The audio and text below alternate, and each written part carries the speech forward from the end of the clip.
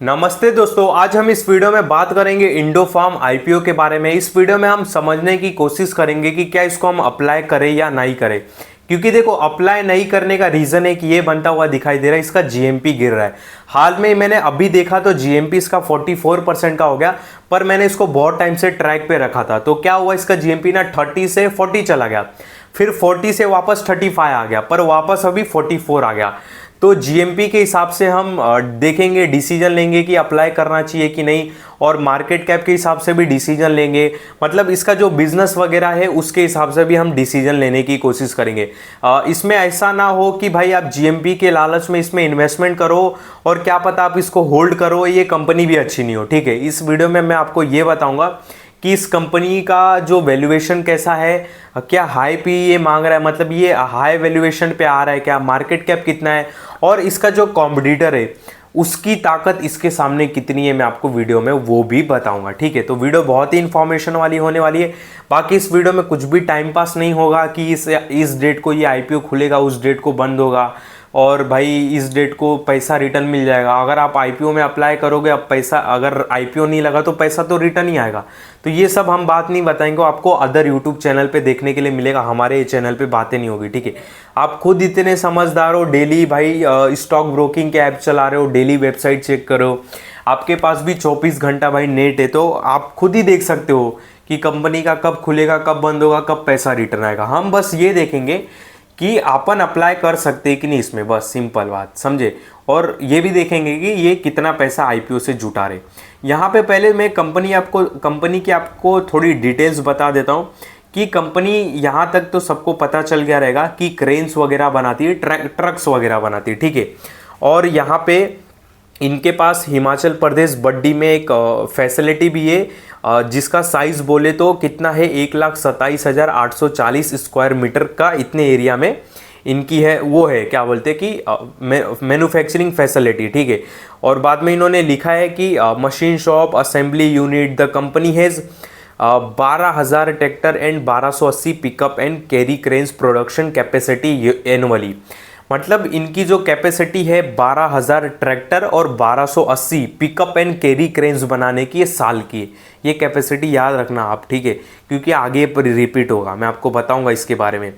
अब बाद में यही सारे काम करती है, और इन्होंने कुछ अपनी ताकत भी लिखी है कि fully integrated and स्टेबलिश manufacturing setup है। इनके बोलने का मतलब ये है, मतलब इनके पास फुल्ली इंटरग्रेटेड यानी कि मोटर्स वगैरह जो भी ट्रैक्टर्स में इक्विपमेंट लगते हैं वो भी बनाते। ठीक है, बाद में वेल एजुकेटेड एक्सपीरियंस मैनेजमेंट, वो तो सभी बोलेगा कि हमारे जो मैनेजमेंट है वो एक्सपीरियंसड ही है। ठीक है, इन हाउस एनबीएफसी सेटअप भी है, manufacturing wide range of product accessibility in multiple country in wide range. हाँ, कंट्री से यहाँ पे मेरे को याद आया, मेरी इंग्लिश उतनी अच्छी नहीं, मैं आपको एक चीज़ बता देता हूँ कि ये एक्सपोर्ट वगैरह भी करते हैं, और इनके दो ब्रांड्स है जैसे कि इंडोफार्म और इंडो पावर। ये कहाँ कहाँ पे एक्सपोर्ट करते हैं, नेपाल, सीरिया, सूडान, बांग्लादेश और म्यांमार, ऐसी कंट्रियों में ये एक्सपोर्ट करते हैं। सीरिया और बांग्लादेश तो थोड़ा खतरनाक लग रहा है, बाकी नेपाल, सूडान, म्यांमार तक तो ठीक लग रहा है। ठीक है, तो ये इनकी कुछ कंडीशन है। 1994 की कंपनी है। अगर इस कंपनी की साइज बताओ कि कंपनी की साइज कितनी है, साइज है 1,000 करोड़ का मार्केट कैप है, तो ये भी याद रखना। यहाँ पे मैं आपको पहले ये बता देता हूँ कि कंपनी आईपीओ से पैसा कितना जुटा रहा है। देख सकते हो कि कंपनी आईपीओ से अराउंड 260 करोड़ 15 लाख रुपया जुटा रहा है, जिसमें से 184 करोड़ 90 लाख फ्रेश इशू रहने वाला है, यानी कि ये कंपनी के पास जाएगा। ठीक है, बाकी ये जो 75 करोड़ है, ठीक है, 75 करोड़ 25 लाख, ये ऑफर फॉर सेल है, मतलब जो भी शेयर्स बेचेंगे कंपनी के उनके पास जाने वाला है। तो ये अच्छी बात लगी कि फ्रेश इशू ज़्यादा रखा गया है, यानी कि कंपनी के पास ज़्यादा पैसा जाएगा। ठीक है, यहाँ पे नीचे आते हैं, मैं आपको बता देता हूँ कि ये जो पैसा उठाएंगे कहाँ कहाँ यूज़ करने वाले। ठीक है, ऑब्जेक्ट में बता देता हूँ कि देखो, setting up new detected unit, expansion of their pickup and carry cranes manufacturing capacity, अपनी कैपेसिटी बढ़ाएंगे, इनके बोलने का मतलब ये पिकअप एंड कैरी क्रेन्स की। रीपेमेंट और pre payment in full part of certain borings, कर्जा वगैरह भी थोड़ा पे करेंगे। ठीक है, और बाद में फाइनेंशिंग अग्रीमेंट, कैपिटल बेस और फ्यूचर कैपिटल रिक्वायरमेंट, तो इनके बोलने का मतलब है कि इनका ये बिजनेस कैपिटल वाला है, वाकई में भाई हैवी बिजनेस है, ट्रक क्रेन्स बनाना मजाक बात नहीं है, तो उसके लिए पैसे सारे यूज़ करेंगे, ठीक है। और इसमें एक चीज़, हाँ अब आ जाते हैं इसके, मैं ओवरऑल भी बताऊंगा इसके बारे में, टेंशन नहीं लो, पहले मैं रीड कर दूं तो फिर आपको तभी बात समझ में आएगी, ठीक है। यहाँ पे असेस्ट देखें तो 1-1.5% की तेज़ी है, रेवेन्यू भी मैंने चेक किया 1-1.5% की तेज़ी है। पैट की बात करें प्रॉफिट आफ्टर टैक्स तो ये भी 1-1.5% की तेज़ी है। नेटवर्थ भी उतना ही, मतलब डिसेंट का डिसेंट कंपनी बोल सकते हो, ठीक है। अच्छे खासे कर्जे है, ये भी याद रखना, ठीक है। अच्छे खासे मतलब अराउंड 245 करोड़ का कर्ज है, ठीक है। 1000 करोड़ का मार्केट कैप है। तो ये इनकी कुछ डिटेल्स हो गई, डिटेल्स आपने देख ली। और एंकर बुक भी मैं आपको बता देता हूँ 75 करोड़ का कुछ रहने वाला है। एंकर बुक भी 75 करोड़ के आसपास का, ठीक है। यानी कि ये जो 260 करोड़ रुपए जुटाने वाले उसमें से 75 करोड़ के आसपास ये बड़े इन्वेस्टर से उठाएंगे, तो वो भी देखना काफ़ी इंपॉर्टेंट है। एंकर बुक इनकी मेरे ख्याल से अभी नहीं आया रहेगा, आप गूगल पे कल देखना, कल मतलब आज ही देख लो तो शायद मिल जाएगा आपको, ठीक है। यहाँ पे मार्केट कैप देखो इसका 1033 करोड़ का निकल के आता है, ठीक है। आरओसी की बात करो, आरओई की उतनी खास नहीं है। डेब्ट टू इक्विटी ठीक है 0.85, पर देखो ठीक भी नहीं है, ये भी ज़्यादा है, ठीक है। और रिटर्न ऑन नेटवर्थ की बात करें तो भाई 4.92% है, तो ये भी उतनी ठीक नहीं है। पैट मार्जिन ठीक नहीं है। और हाँ बात आई पी की, देखो पी इसका 54 निकल के आता है, ठीक है। अब एक चीज़ देखो, इसकी जो कंपेयर वाली कंपनी है ई स्कॉट, उसका पी कितना निकल के आता है 36। और एक्शन एस, इसका पी कितना निकल के आता है 47। तो मैं एक समय एक्शन को हटा देता हूँ, ये एक्शन ये जो कंस्ट्रक्शन एस कंपनी है, लिस्ट है मार्केट में देख सकते हो। मैं केवल ई स्कॉट को पकड़ता हूँ, ठीक है। ई स्कॉट क्योंकि ट्रैक्टर और क्रेन्स में माहिर है, ठीक है, मतलब उनका अच्छा खासा मार्केट शेयर है, अच्छा खासा धंधा भी है। इसका पी कितना निकल के आता है 36। और ये जो इंडो फार्म ये अपना आईपीओ लेके आ रही है, इसका पी 55-54 के आसपास का निकल के आता है। मतलब आप एक बात को समझो कि ये कंपनी हाई वैल्यूएशन मांग रही है, ठीक है। मतलब ये स्कॉट है ना, जो इसका 1 साल का नेट प्रॉफिट 1000 करोड़ है, और ये इंडो फार्म का मार्केट कैप ही 1000 करोड़ है, समझे। मतलब ये पूरी कंपनी इंडो फार्म 1000 करोड़ की है, और ये ई स्कॉट साल का 1000 करोड़ का नेट प्रॉफिट निकाल रहा है।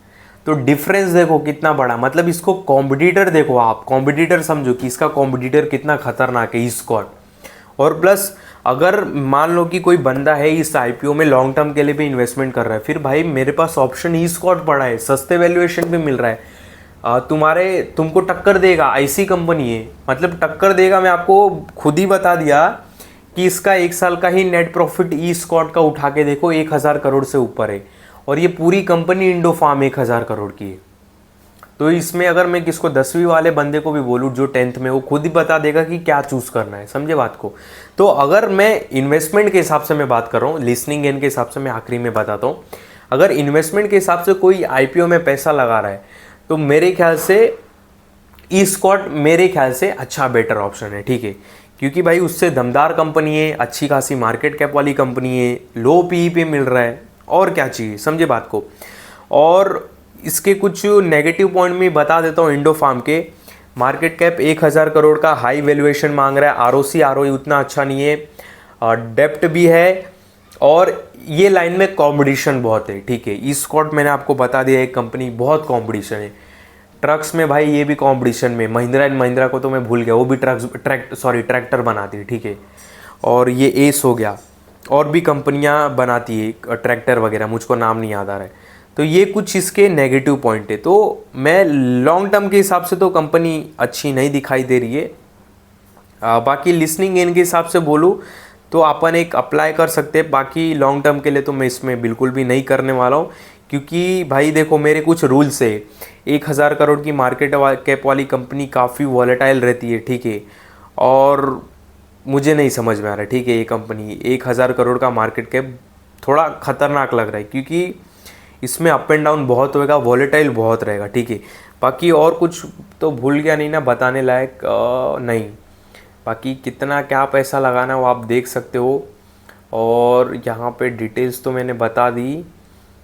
ठीक है, ये भी हो गया, ये भी हो गया, बता रहा हूँ, रुको, टेंशन मत लो, जीएमपी वाला मैटर भी। और हाँ, अगर मान लो और हाँ अगर मान लो आप लिसनिंग गेन के लिए अप्लाई कर रहे हो ना, एक बार ये जो एंकर बुक है ना इनका 78 करोड़ का, ये प्लीज़ चेक कर लेना। एंकर बुक क्या होता है कि जो भी मतलब एंकर बुक मतलब ये बड़े लोग से पैसा उठा रहे, तो कौन से बड़े लोग इसमें इन्वेस्टमेंट कर रहे हैं, अच्छे खासे बड़े नाम रहेंगे, axis bank, HDFC bank, Nippon, क्या पता सऊदी आरामको जैसी कंपनी भी रहे, ये जैसी बड़ी कंपनियां, फिर गोल्डमैन जैसी कंपनियों का नाम रहे, तो अच्छी बात है। ठीक है, एक बार चेक करना आप, समझे बात को। और इसमें offer for sale, fresh issue, ये सारी बातें हो गई, कब खुलेगा कब बंद होगा वो आप खुद ही देख लेना। तो देखो मेरा नज़रिया क्या निकल के आता है, अगर लिसनिंग गेन से बात करूँ तो मैं अप्लाई करूँगा लिसनिंग गेन, क्योंकि 44% का जीएमपी निकल के आता है। बाकी आप लॉन्ग टर्म के लिए तो मैं अप्लाई नहीं करने वाला हूँ। पहले ही दिन अच्छा खासा सब्सक्राइब हो चुका है, 15 गुना, वाह वाह। तो भाई अप्लाई तो करना पड़ेगा लिसनिंग गेन के लिए। ठीक है, लिसनिंग गेन के लिए मैं अप्लाई कर रहा हूँ, बाकी लॉन्ग टर्म के लिए मुझे नहीं सही लग रहा है। ठीक है, बाकी आप देखो आपको क्या डिसीजन लेना है।